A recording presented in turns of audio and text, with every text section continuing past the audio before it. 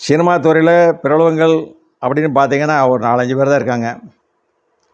அவங்களாம் ஒருத்தர் கல்வி அறக்கட்டளைன்னு போயிட்டார், ஒருத்தர் ரேஸுன்னு போயிட்டார், கார் ரேஸ் போயிட்டார், ஒருத்தர் கிட்னி ஃபெயில் ஆனதுனால இப்போ அரசியலை விட்டுட்டார், ஒருத்தர் அரசியலே வேணான்னு சொல்லி நடிப்புத்துறையில் இருக்கிறார்.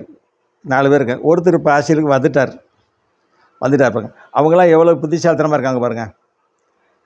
பணத்தை கொண்டு எங்கே கொட்டணுமோ அங்கே கொட்டிக்கிட்டு இருக்காங்க. மக்களுக்கெல்லாம் ஒன்றுமே செய்யவே இல்லைங்க. மக்களுக்கு ரசிகர்களுக்கெல்லாம் என்ன செய்கிறாங்க, என்ன செய்வாங்கன்னு நினைக்கிறீங்க?